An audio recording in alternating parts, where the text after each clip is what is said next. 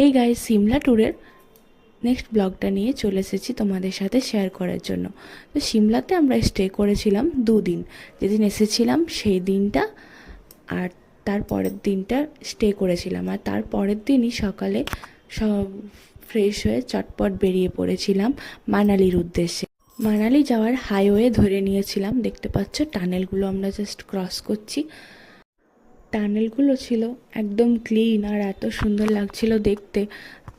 পুরো লাইটে ভর্তি টানেলের ভেতরটা। আমি পুরো টানেলটাই দেখতে দেখতে গেছিলাম, যে ফার্স্ট যে আলোটা দেখা যাবে সেটা দেখতে খুব সুন্দর লাগে। এই টানেলটার বিষয়ে আমরা গল্প করতে করতে যাচ্ছিলাম, তা করতেই টানেলের শেষ সীমানায় আমরা চলে এসেছি। তো রাস্তায় অনেকখানি রাস্তা এগিয়ে আসার পর আমাদের পেয়ে গেছিলো খুব জোরে একটা খিদে। আমরা লাঞ্চ করার জন্য বসে পড়েছি। লাঞ্চটা হয়ে যাওয়ার পরেই আমি জাস্ট বাইরে একটু ঘোরাঘুরি করছিলাম, দেখছিলাম নেচারটা দেখতে খুব সুন্দর লাগছিল। আর এই রেস্টুরেন্টটাতেই আমরা খেয়েছিলাম। রেস্টুরেন্টটার নাম ছিল হিল স্টার।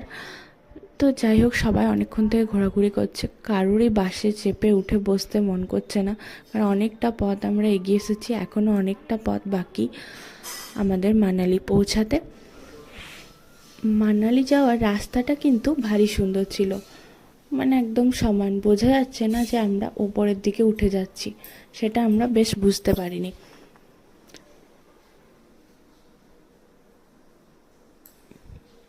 এই যে নদীটা আমরা ক্রস করছি, এই নদীটার নাম ছিল বিয়াস নদী। এই নদীটা ক্রস করেই মানালির দিকে এগিয়ে যাওয়া যাবে। আর আমরা এই যে জায়গাটা ক্রস করছি, এটা নাম ছিল মান্ডি। পাহাড়ের বুক চিরে বয়ে আসা এই সবুজ রঙের নদীটি আমাদের সারা রাস্তার সঙ্গী ছিল। এই আঁকাবাঁকা রাস্তা আর চারপাশে সবুজ পাহাড়, নদীর এই স্রোতের আওয়াজ মনটাকে কিন্তু সত্যি খুব শান্ত করে দিয়েছিল।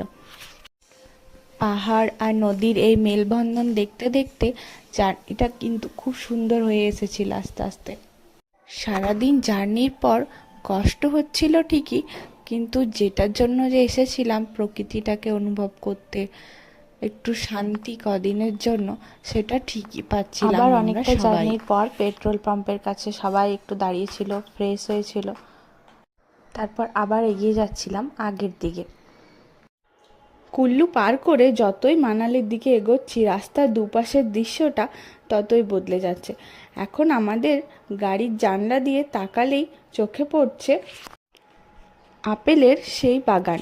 হিমাচলের বিখ্যাত আপেল দেশ বলে কথা, আর এই চেরি আর আপেলের গাছের ছোট্ট ছোট্ট বাগানগুলো আর পাহাড়ি বাড়িগুলো দেখতে জাস্ট অসাধারণ লাগছে। আমাদের দুটো বাস ছিল, দুটো ট্রাভেলার করা হয়েছিল। তো আমাদের সাথে অনেক লোকজন এসেছিল, তো তাদের সবাইকে আমরা চিনি না। তো আরেকটা ট্রাভেলার বাস যেটা যাচ্ছিল, সেটাতে সবাই ডান্স শুরু করে দিয়েছিল রীতিমতো। এইসব ডান্স করতে করতে, গান করতে করতে, সব মজা করতে করতে ফাইনালি আমরা হোটেলে পৌঁছেই গেছিলাম। সবাই এখানে ওয়েট করছি। তো ফাইনালি আমরা আমাদের রুমে চলে আসি। এই ছিল আমাদের রুম। দেখতে পাচ্ছ বাথরুম, রুম সব কিছু খুব সুন্দর দিয়েছিল আমাদেরকে, আর রুমগুলো খুব বড় বড় ছিল। তো চলো দেখি রাতের ভিউটা কেমন, সকালের ভিউটা আমরা নেক্সট ব্লগে দেখব। তো আজকের মতো ব্লগটা এখানেই শেষ করছি। ব্লগগুলো ভালো লাগলে আমার চ্যানেলটাকে সাবস্ক্রাইব করে দিও, আর লাইক আর কমেন্ট করতে কিন্তু ভুলবে না। আজকের মতো টাটা, বাই বাই।